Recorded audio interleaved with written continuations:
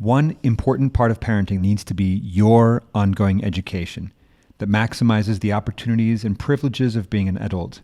Make adulthood look awesome and watch your children aspire to great things.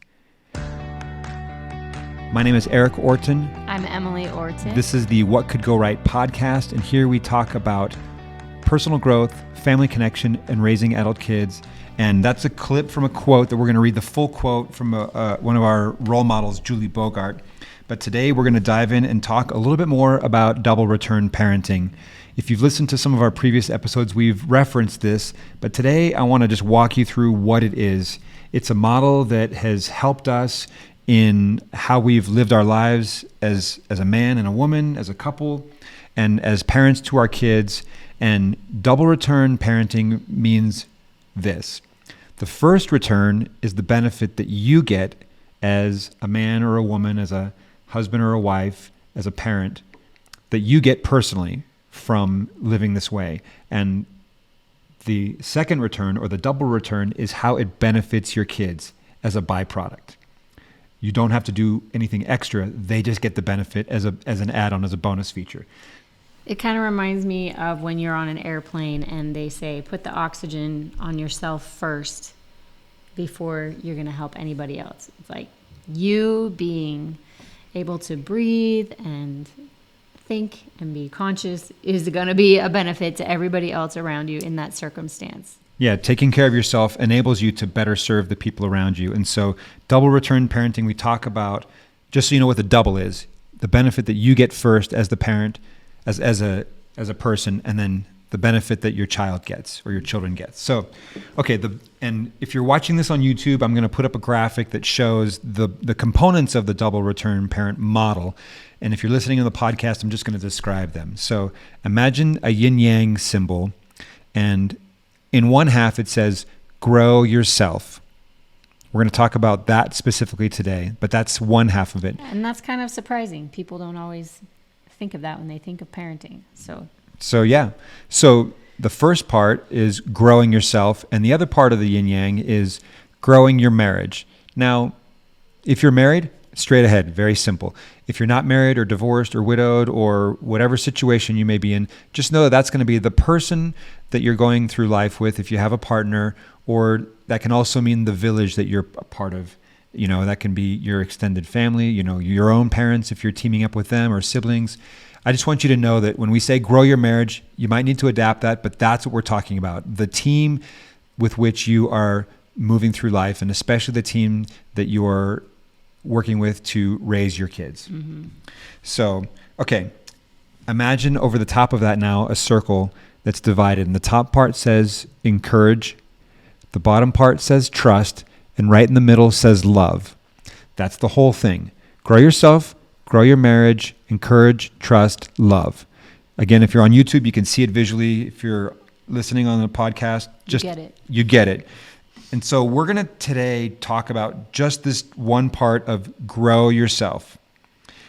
And we're going to talk about why it's important. So we have some dear friends, longtime friends, that took a job in a very faraway place. And they, after many, many years, came back to the United States to visit family, and haven't seen these parents in years. And they go to stay with their parents, and who live in a small, quiet, friendly town. And they get there, and their parents live a very quiet life. They like to journal, they like to watch the news, and they don't like to do much else. And as they were there visiting their family, their parents, they just thought, wow, this is boring.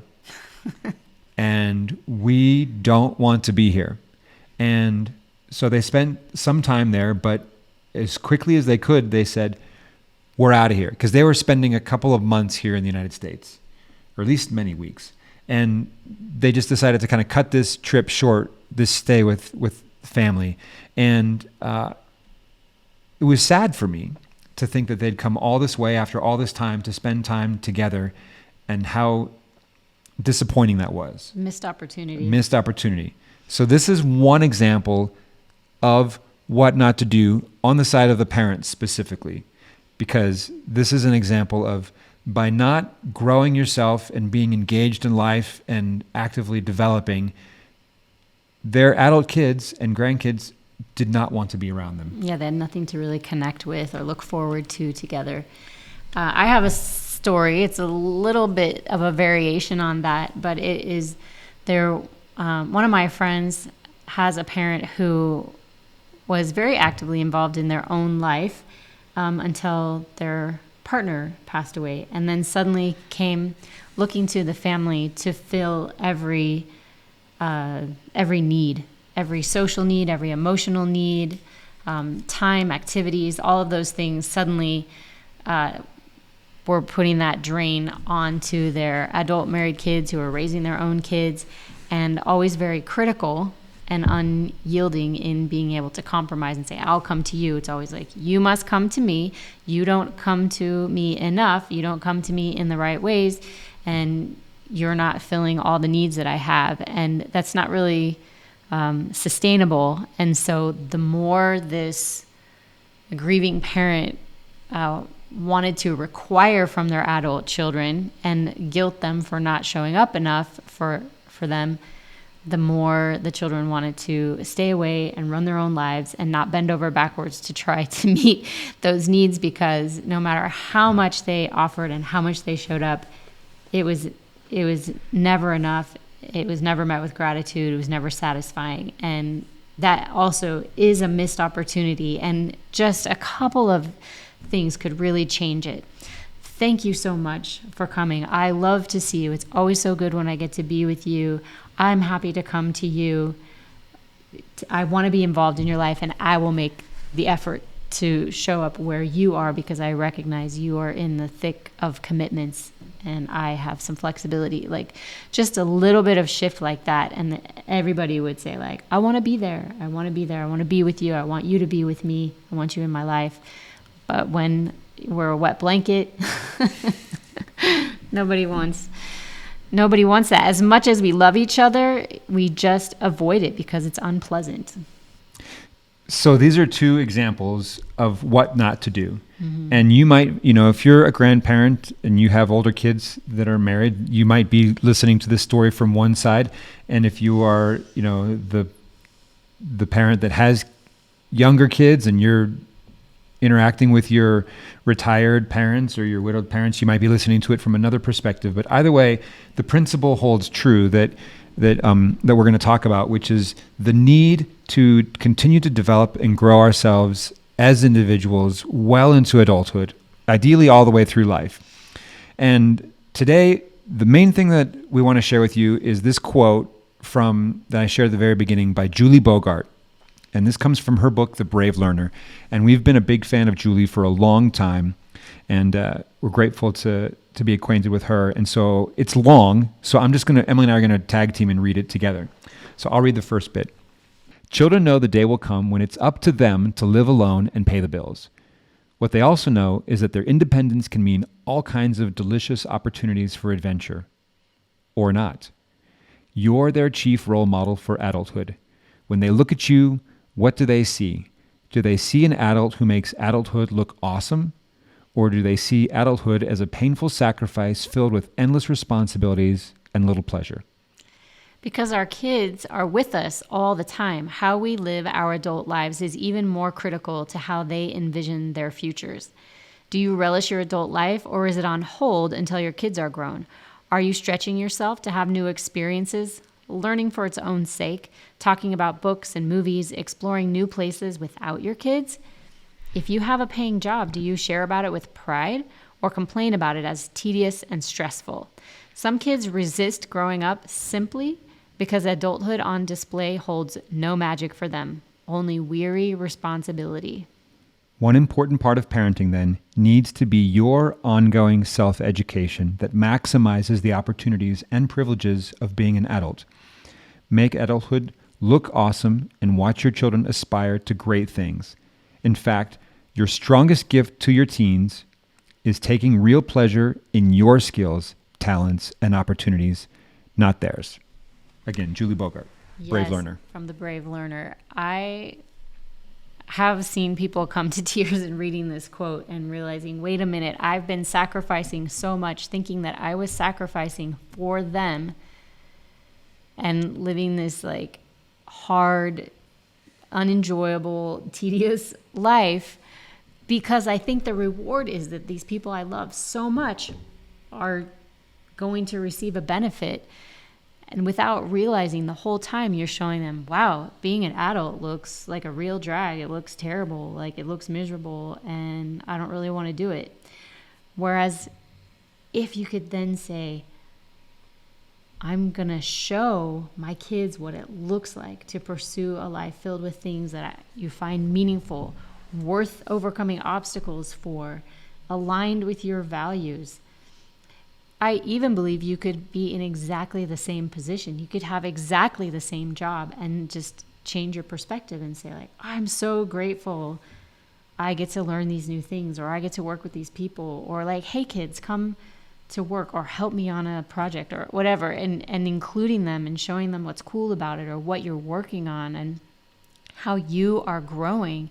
Then they're like, oh, it sounds kind of cool to do that stuff. And maybe I don't want to do the same thing, but I want to love what I'm doing. I think I was listening to, of all things, like a plant-based food podcast. Surprise. And they were interviewing Richard Marx. And one of the things that he said is Richard Marx, the 1980s pop star. Yes. Okay. If you don't know who that is, you probably have really good knees. So anyway, because you're probably so young. Oh, okay. I was like, I don't understand what that means, but okay. But anyway, this pop star, he had the great luxury in life of being raised by parents who loved each other and enjoyed what they were doing. And his dad was a jingle writer. And every day he was so excited to go to work because he loved his work. And that really rubbed off on Richard. He said, I don't know what I'm going to do when I grow up, but whatever I do, I hope I love it as much as my dad loves the work that he does. And so he knew, like, he tried a variety of different things, and he ended up becoming a rock star, which he really enjoys. Sounds fun. But just that he knew that it could be a real source of pleasure and satisfaction because he'd seen his father find pleasure and satisfaction in his work. Well, and I also want to draw out this thing that you were saying before we hit record, which is at the very end of this quote, and we'll copy paste the quote in the show notes and all that. So if you want to actually get it, you can see it in the transcript. It's worth keeping on hand. Yeah. The very last paragraph, it says, "Make adulthood look awesome and watch your children aspire to great things." And you were making the point that it's not about trying to present adulthood as something that it's not. It's not about projecting the appearance of something that is fun and awesome, but it's actually making it be, like, genuinely let it be awesome in your own life. You want to talk some more about that? Well, I just think, it cannot be a facade. It cannot be merely appearances. Nobody in the world is better at sniffing out hypocrisy than kids. They know when young and old. Yeah, they know when we're faking it. So the idea is to genuinely be pursuing this self-education, whether it's through experiences or whatever it might be, travel, study, things like that. To genuinely be pursuing things that you actually enjoy or find meaningful, or, like I said before, worth overcoming the obstacles for. And then they say, oh, okay, like my parents are not just telling me to pursue my dreams. My parents are not just telling me, well, you can do anything. Or maybe my parents are not telling me, you can't do things. This is just how life is. Get used to it. My parents are showing me that I can decide what's important and I can pursue it and I can persist, and there will be obstacles, and some days will be encouraging and some days will be discouraging. But if I stick with it, I will, have the satisfaction of becoming more, or being engaged and enthusiastic in life, or being optimistic, or recognizing that I actually have so much control in my own life about how I spend my time and where I put my attention, and wherever I am today, I can keep getting better. that's pretty exciting because kids, whether they don't think they're very great or they think they're pretty awesome, the idea that we can keep growing, that makes adulthood look awesome. So the first return in double return parenting, when you do this, is you get to live an awesome life that you genuinely enjoy, that fills you up, that gives you energy, that makes you feel happier, more optimistic, more positive. That's the first return. And the second return is that you are modeling, whether you realize it or not, you are modeling for your kids how to do it themselves. And they're going to realize, oh, that looks pretty amazing. I want to get in on that. And they're automatically going to start making decisions and make choices and behave in a way that's going to make their lives awesome as well. So you get the first return, they get the second return, everybody wins. I'd like to leave you with this one question. What would make adulting awesome for you? Thanks for listening. What could go right? Hey there, it's Eric. If you haven't already, you should really go sign up for one of our free discovery calls. Have you ever asked the question, what if, or wouldn't it be cool if? If you're like me and a lot of people, you answer that question, but kind of in a limited way. You don't really let yourself go there. And so what I'd love to do is get on a call with you and help you get past some of your limiting thoughts, limiting beliefs, and answer that question as boldly and beautifully as your imagination will allow. They're fun, they're free, they're painless. All you got to do is go to theawesomefactory.nyc/discovery, pick a time slot that works with you, and we'll spend a few minutes and help you go to an amazing place and help you discover what's possible in your life.